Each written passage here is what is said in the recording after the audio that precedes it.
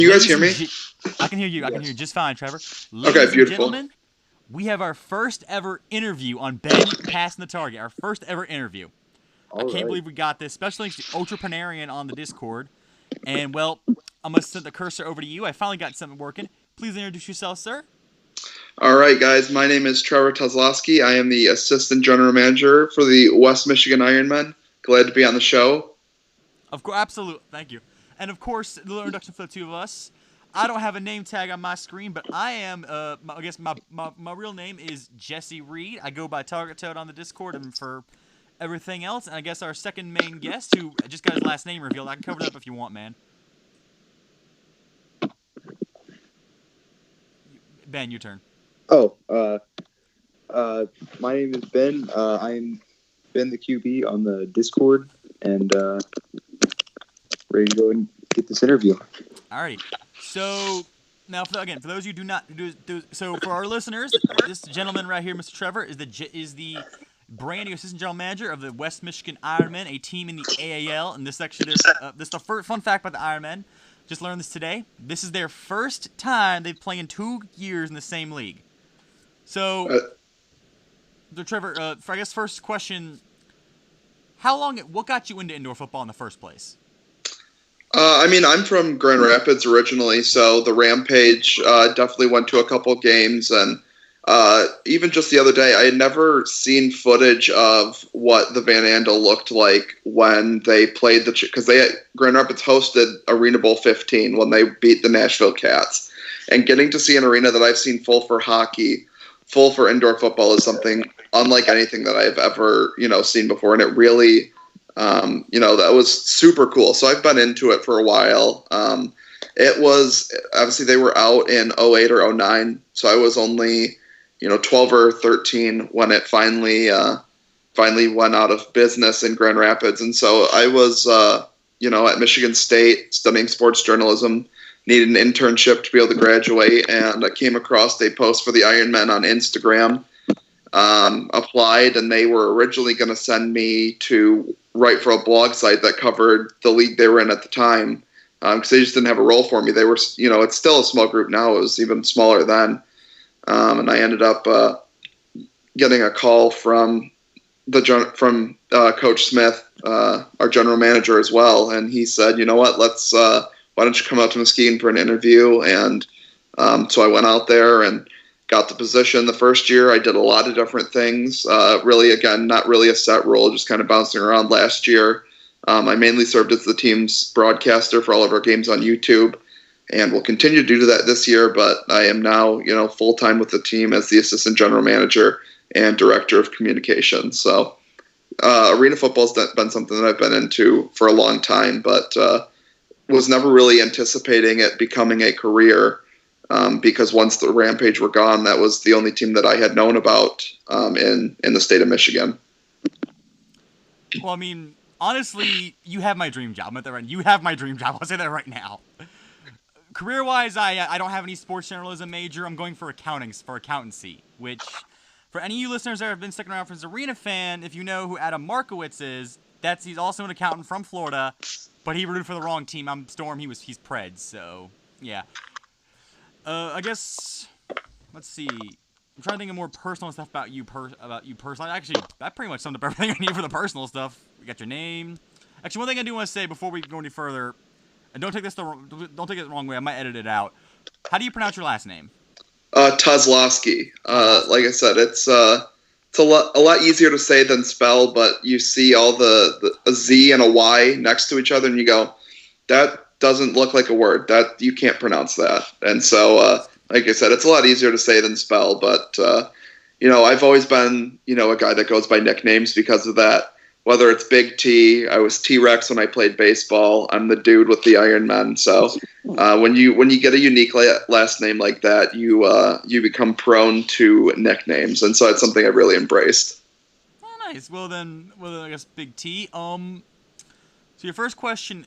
Over us, how long specifically have you been with West Michigan? This will be my third season. I joined in the year where we were, anticipating going to the IFL, and then there's a lot that happened there that, some of it's in the public record, a lot of it's not, so I can't speak too much into details on that. But we did, change ownership at that point, and then, kind of scrambled to find a league. We played in the MPIF. The Midway Marauders, pretty solid team, actually, out of that league, who we played for the championship and were able to beat. Then last year we joined the AAL, and it was supposed to be the MPIF was essentially supposed to be absorbed in. Indy did follow through. Chicago Aztecs did not, and so it was a really good league for us. I think if you watched our first game with West Virginia, I think that was a true measure of how good those teams were and how close it was.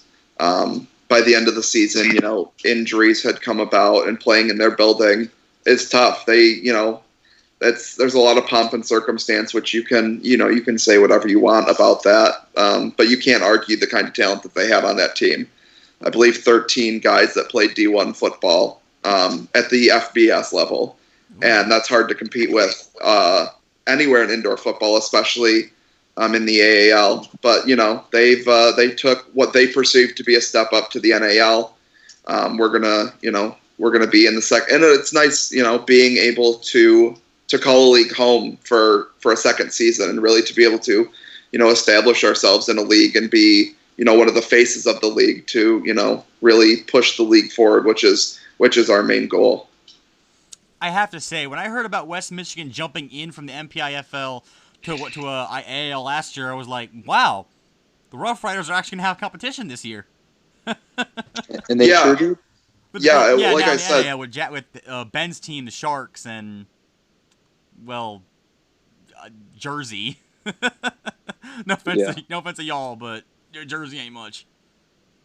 Yeah, I think a lot of the Carolina Energy, I think Jersey was pretty decent. They, actually kept West Virginia closer than we did. Again, we weren't full strength, but that's, you can't use that as an excuse. Every team deals with injuries. We, they really outclassed us. There were I was there for that game. Watching, was not broadcasting. I was doing, some live updates on our Facebook in between quarters and stuff. But there were a handful of plays that had we made the play, would have turned that momentum around. A couple sacks that were just barely missed, and and that ended up being the difference. And then they started to steamroll, and obviously they would then go on to beat the Energy as well, who will definitely be one of the top teams in the league. Definitely, like I said, I would imagine representing the South. But, like I said, the league this year, I think, is as strong as it's ever been. Again, this is our second year there, but I would imagine that from top to bottom this year is the strongest that the AAL has ever been. Oh, I definitely feel that as well. I mean, Tampa has an actual team now, so I definitely want to go to a couple of Tornadoes games. I may have written them off at first, but I do think they can at least do something in the South. I mean, especially knowing who the coach is, Stevie Thomas, ex-Storm player himself under the Markham system. So the Tornadoes be a lot better than I initially thought. Now, Ben, you got a team in your city too, don't you? Yes, the Music City Fire. They play actually only like maybe 20 minutes down the road from where I live, currently at least. Currently. Very interesting. That is our first home game. We are opening the season. Music City coming to West Michigan. Oh, really? Yep. The owner of the team is actually from Muskegon, so it's a homecoming for him. It's a game where obviously it's our home opener, so excited. But there's a lot of layers that make it a really intriguing game that I'm looking forward to a lot. Yeah. So I would imagine. That actually one of my later questions. Is Music City the team, the new team? Because on your schedule, among the 5 teams on the schedule, 4 of them are new. Indianapolis is the only returning team to the AAL, and I believe, please correct me if I'm wrong about this, Louisville is from another league, and then Pennsylvania, Tampa Bay, and Detroit and Music City are all brand new expansions. Yes, Louisville has been around. We were supposed to play them last year. Did not end up happening. But yeah, Tampa Bay, is new. Music City is new, and we're actually playing. We're still finalizing the schedule. There's a lot of moving parts to that. We had attempted to release something on Monday. There was a mistake on there that I should have noticed that we didn't. So we're at the point where we're ready to release it. We want to release it, but we also want to make sure we're releasing an accurate schedule because our fans specifically don't want to see us have to change it back and forth. When we release a schedule, we want to release what we're going to be playing. So we'll actually, like I said, we're still finalizing that. The one thing that has held steady throughout all of the iterations so far, home opener March 6th against Music City Fire. Like I said, I'm really excited about that. We're going to, try and really hype that up. His return to Muskegon is a big storyline that goes behind it. And we're excited to see what they're able to bring to us. Definitely.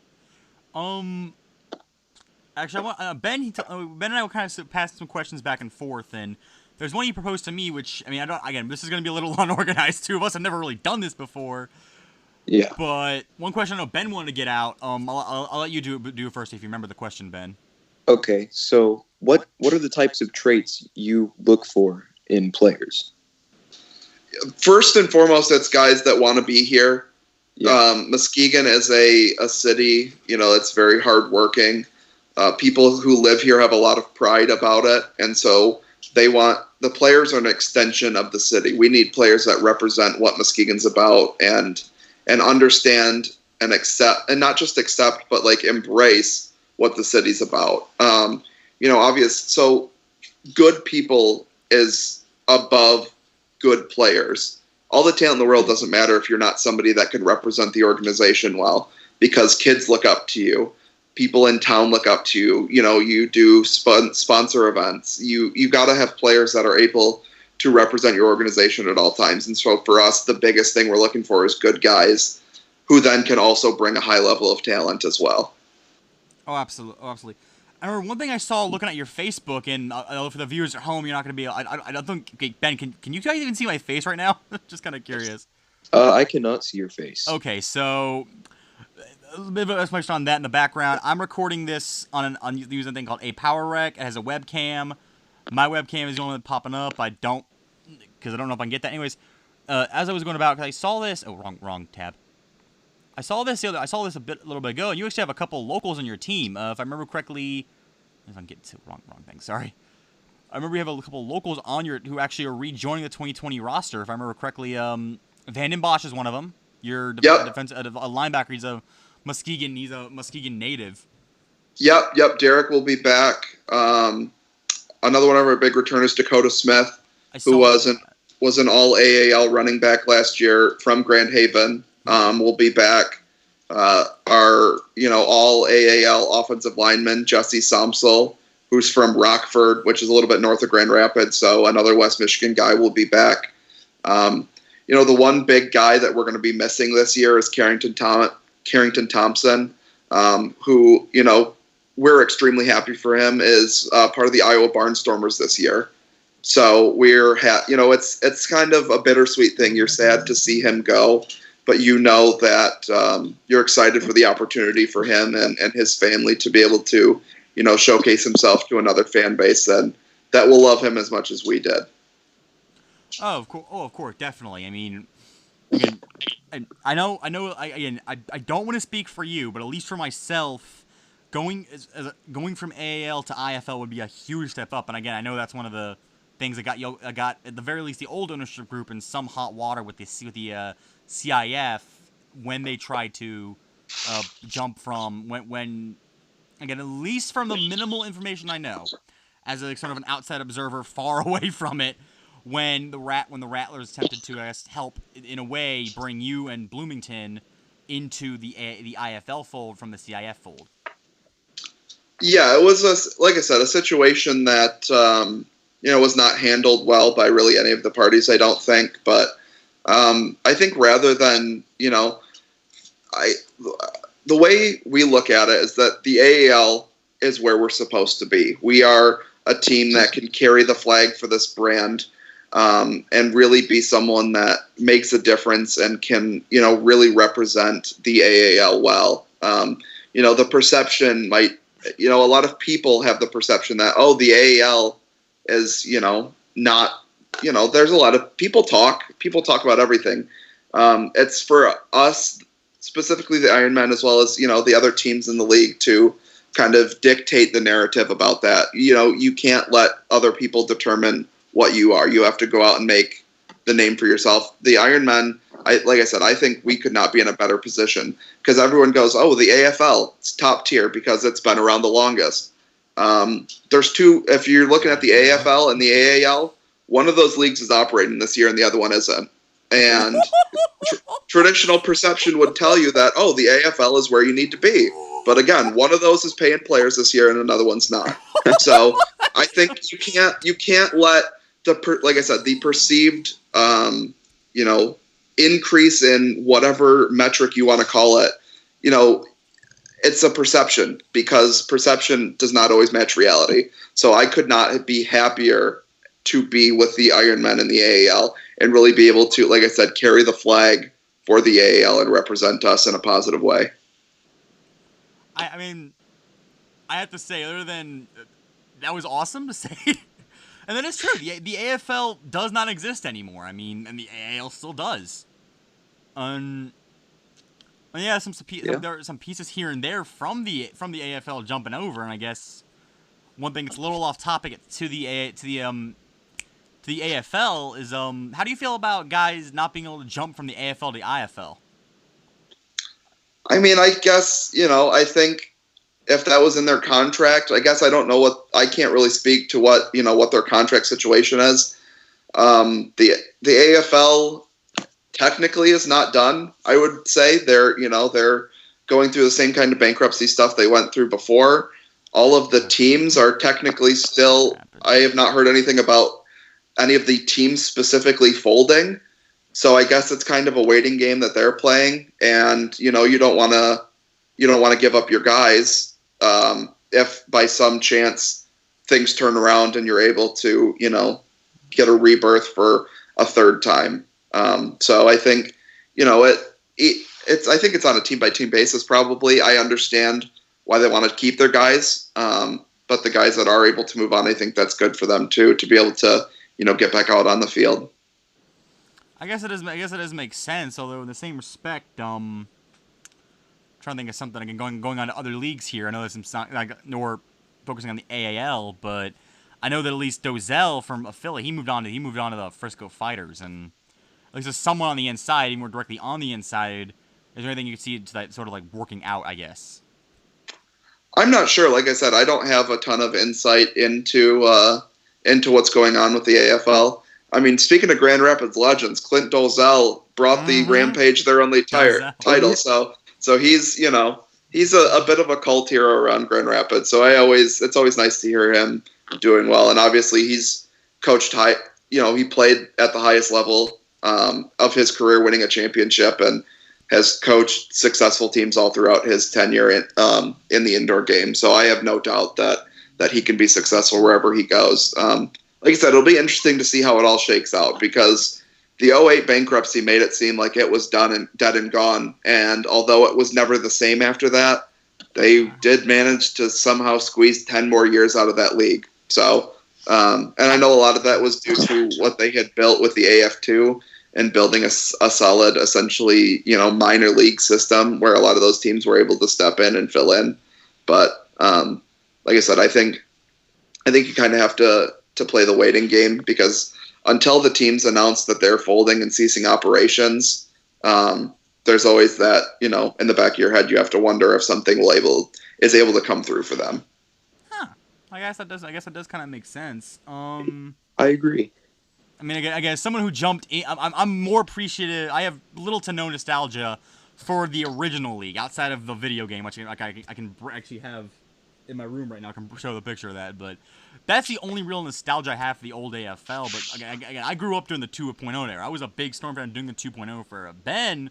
Was a fan of the first 2.0 team ever announced, the Jacksonville Sharks. Yep. I mean, they're still kicking in the end. They're still doing exactly what you guys are doing for the AL. They're headlining NAL. They're taking the NAL, saying, "Look at us, we're the NAL." And I guess do you feel any extra pressure specifically at West Michigan, being now taking the torch from West Virginia, being the guy who's got to say, "Hey, we are the head of the AAL. We're the front face. Pay attention to us. We're dragging you all. We're taking this league to the next level." I don't think there's any pressure. I think that was what we were, we've built our organization around trying to be the best we can, regardless of what league we're playing in. If the AFL reincarnated tomorrow and somehow we joined there, we would try and be the best AFL team. We would try and be the best EIF team or whatever, any team in between and, level of perception of being good. The Ironmen are built to be the most professional organization at any level that we can be, and we are built to compete with the best indoor teams that there are. And so I think we take that seriously. We take a lot of pride in that. And you mentioned something that I don't believe it's going to be a drag teams along to try and make the league successful. I think this league and our commissioner has done an exceptional job of screening teams and making sure that the teams that are coming in are going to be able to fulfill the duties that they say they can. I think a lot of teams in other leagues and from all the, you go back to the AAF. The AAF had all the money you could imagine, but it wasn't enough to make it last. So I think, it has to be a want to make it work. And I know the AAF is a different kind of situation where there's a lot of other moving pieces and big TV deals and stuff. But I think, you've got to, every team can hold their own. And that's not, not every team will win a champion. Only one team's going to win a championship. So if we don't win a championship this year, does that mean that we're, does that change your perception of us not being the face anymore? I think it's, results are less important than the process. You have to carry yourself as a professional organization and represent the league always to the best of your ability. And if you do that, if all the teams can do that, the league's going to be successful regardless of win-loss records. Huh. I like that mentality. Exactly. I'll be perfectly honest, that is not a perspective I really thought of for, I guess, any league. Again, I guess this sort of makes me an elitist here, for any league outside of, the AFL itself. Although, towards the end, the AFL completely lost everything. It's not even in the South anymore. But, hey, so I guess I was trying to think of more things here, more questions I have personally.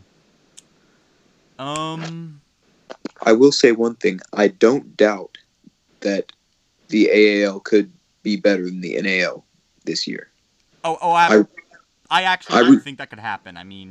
I really think the NAL is kind of in a little bit of trouble, whereas the AAL, it's at least gaining its footing, I think. I do want to agree with that. No offense to any past owners of the AAL that if you are watching unintended, but I do kind of think that the AAL, at least now, sort of weeded out the chaff, more or less. Yeah. I think that's fair to say. Everyone who follows indoor football for long enough has known, that there are teams that did not hold up their end of the bargain. And there's no reason to, there's no point in throwing anyone to the bus. But like I said, everyone who follows indoor football has seen rumors or said stuff or heard stuff about teams. And so, there's only, you take care of a situation and you move on from it. And so, not everything is going to always be sunshine and roses, but it's about how you handle adversity. And like I said, for us, the Ironmen and, the league as a whole, it's about controlling our narrative, not letting others try and, bring us down or talk down to us. And because we can prove that we are as elite of any indoor football league in the country. I guess it actually is a pretty good, it's another good way to go. Just kind of focus on yourself and get yourself and get those around you better. Yeah, you can't focus on the noise. Everyone's got something to say. Everyone's going to talk. And if you listen to what everyone says, you're going to lose sight of what's the end goal.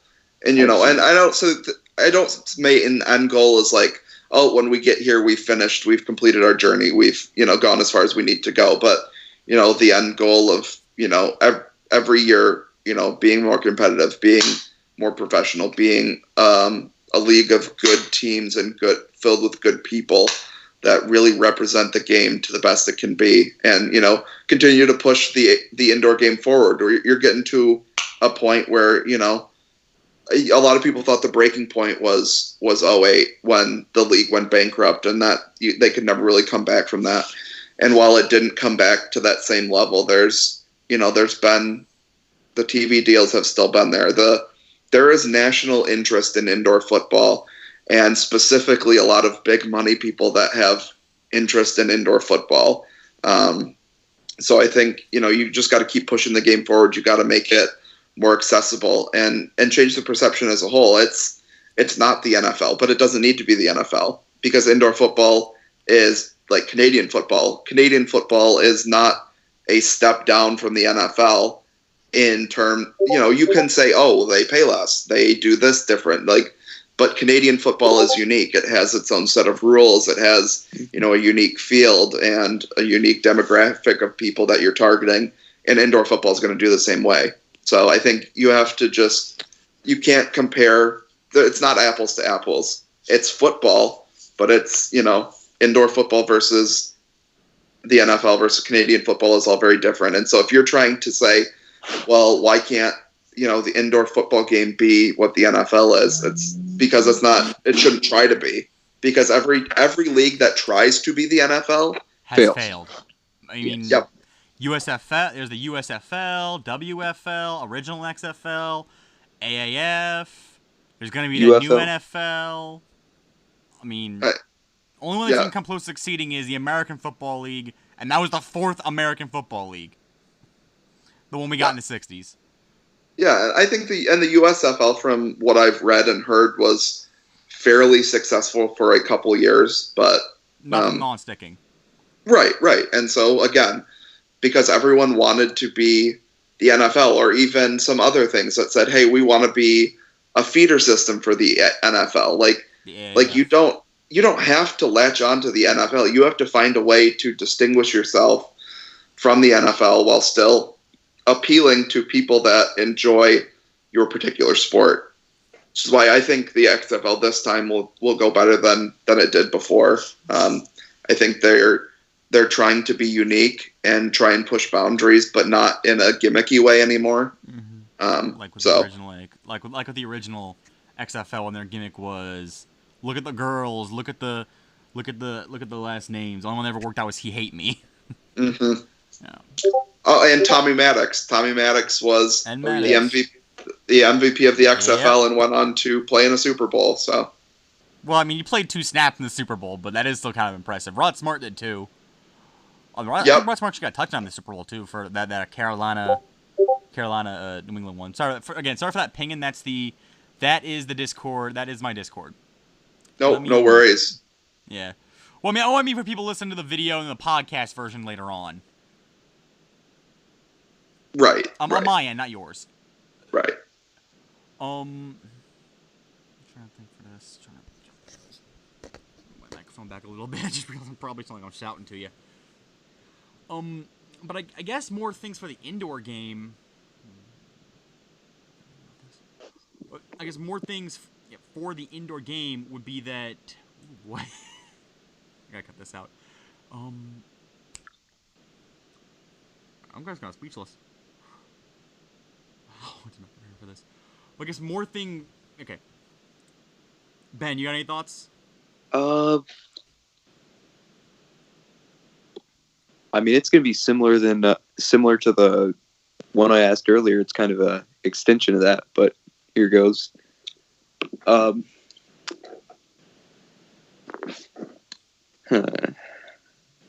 This is tough.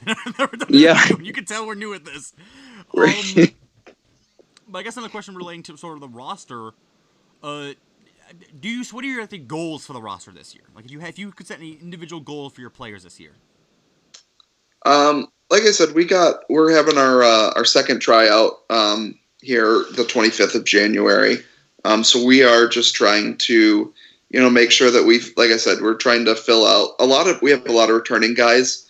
So it's about just trying to fill the holes with the right kind of guys. Like I said, we signed some players after our first tryout. We'll probably sign a couple more after our second tryout, open training camp in late February, and be ready to go. But I think it's just making sure that, making sure you get guys that have a high football IQ, a high level of, effort and integrity.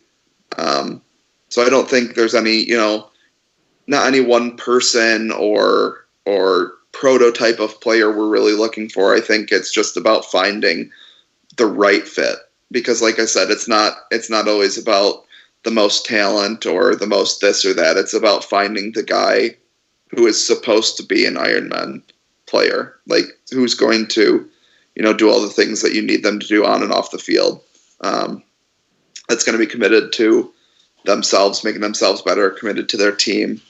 I know it sounds, cliche, but I think it really does break down to that. You're not trying, like, I can't go, hey, we're looking to sign, Antonio Brown as a free agent this year. We're trying to sign.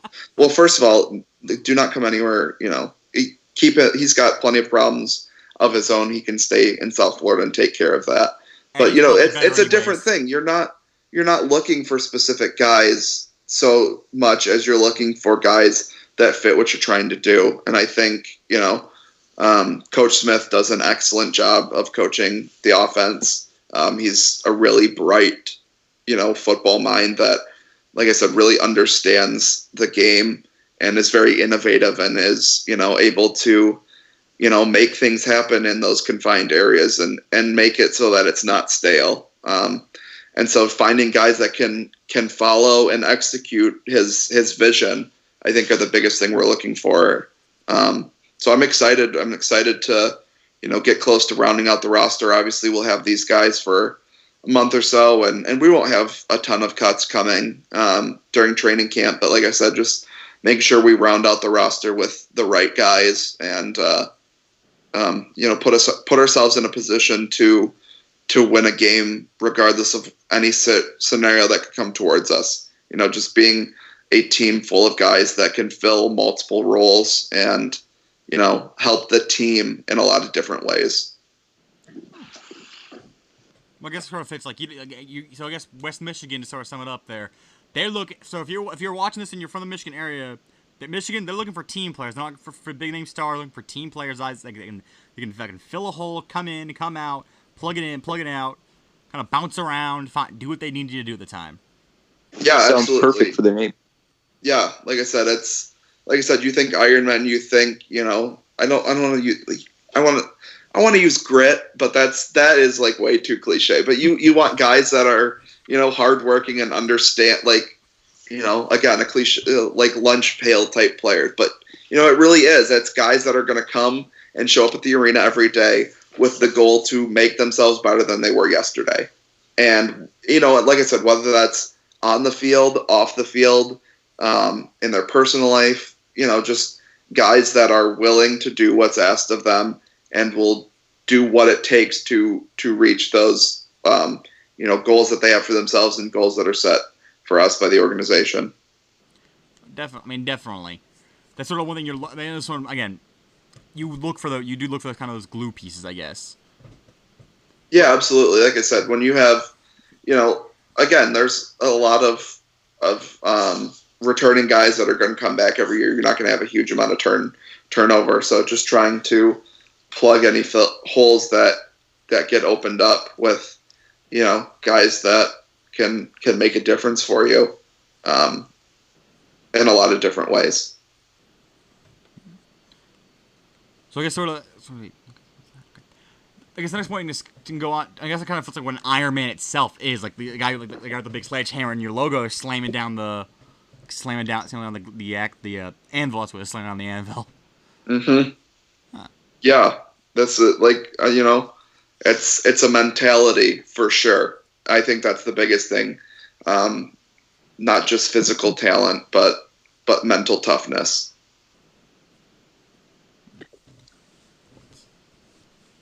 Something you notice in the podcast, we drag things out. I'm trying to think I don't want to take up too much of your time, though. No, I'm free. This is my evening, so Oh, nice.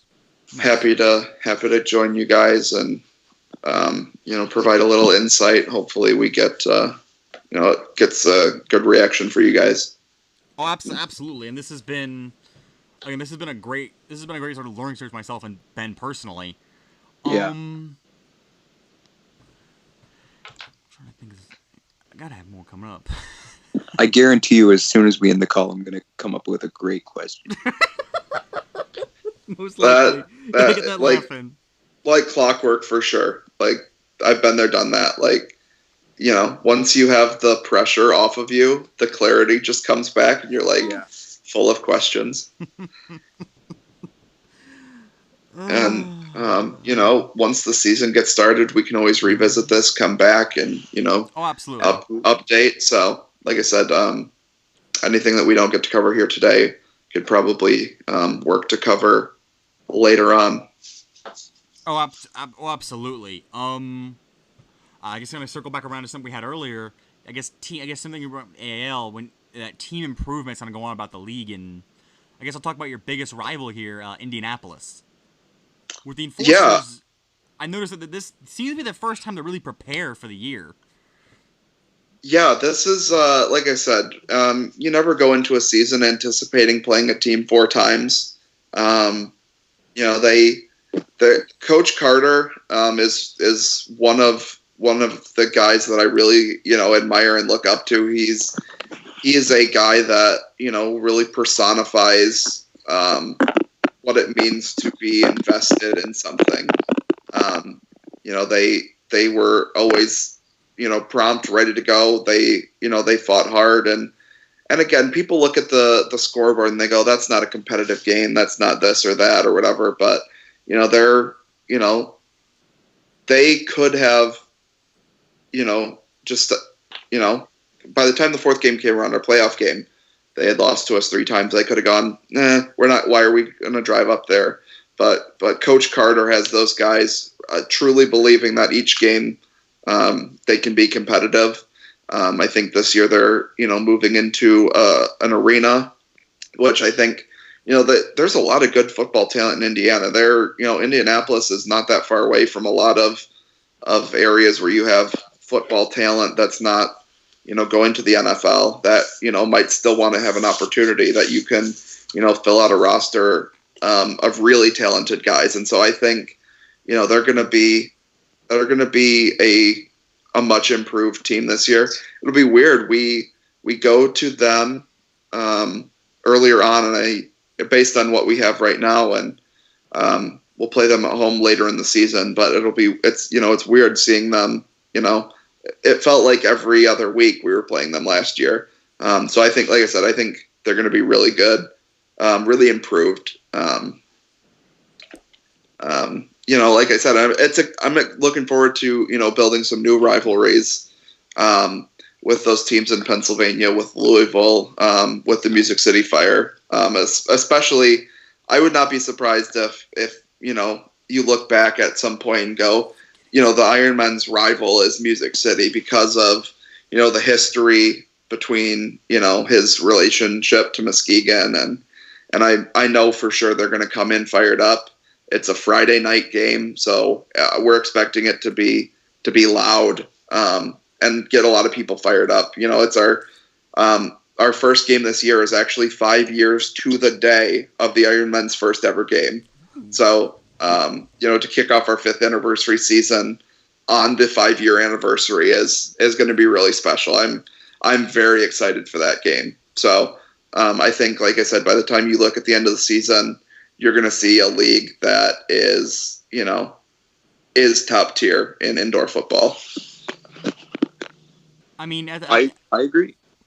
I mean, again, at the absolute least, you guys are already probably up there with the CI in that top echelon of 4 knit leagues that most indoor fans can at the very least name. I mean, there's something that the AAL, they do attempt to go big. Does it always work out? No, but they definitely push hard. They definitely try to get something going. Oh yeah, it's like I said, it's a league full of.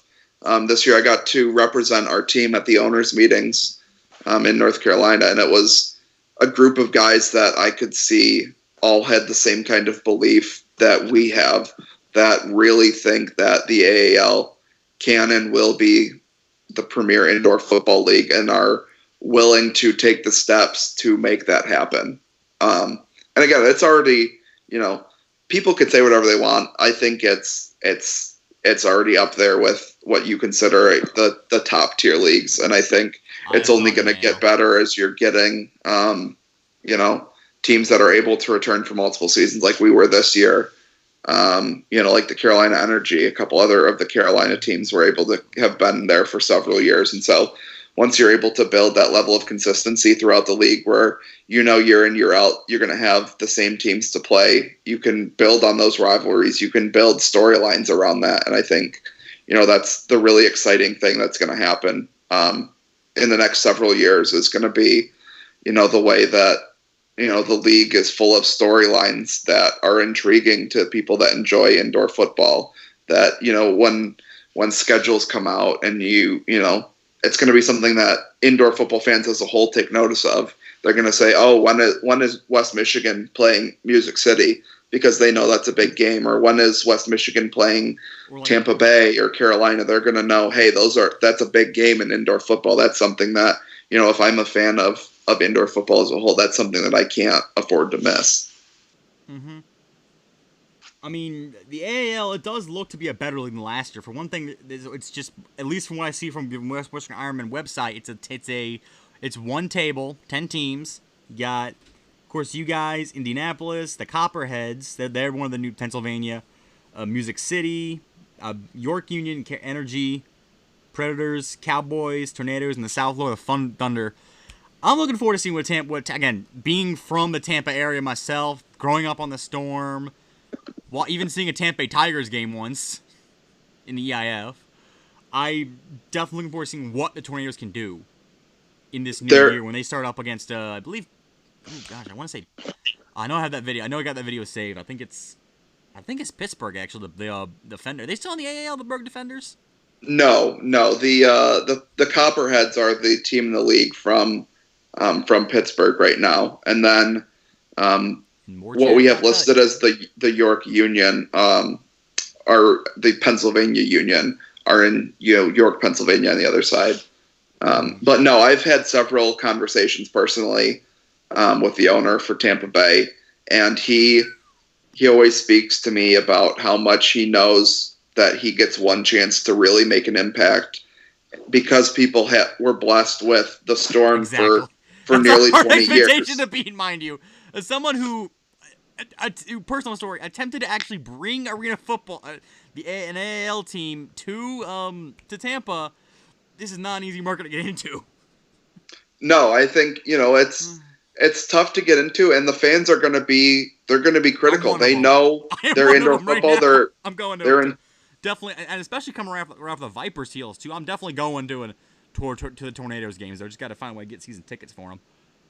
Yeah, but like I said, I've had several conversations, and I know that their owner's a guy who takes it extremely seriously and knows what came before him and is going to do everything he can to bring that level of football back to the Tampa Bay area. Mm-hmm.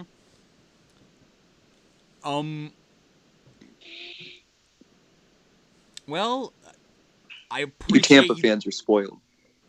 Says the Jacksonvillian. We got a little rivalry going on, the two of us. He's Sharks, Storm. We just need to find a Predators fan, and we can argue all night. Oh yeah, three-person argument. Yeah. The third-person argument. You got to find a Predators fan willing to hang out. Realize he'll get dogpiled by a Sharks and a Storm fan. Yeah, we can gang up. Yeah, we'll gang up. Well, anyways, we appreciate you coming, Mr. Trevor. Absolutely. Thank you so much for giving us your time. And, absolutely, guys. And we will definitely meet up with you again. Like I said, I'll be happy to come back on sometime. So it was a pleasure to speak with you guys, and like I said, I'm looking forward to hearing this episode come out and get it promoted and stuff. So, like I said, I appreciate your guys' time as well. Oh, absolutely. You can see it up on Podbean and on YouTube at the Target Toad. All right, perfect. Thanks, guys. All right. You're welcome. And F.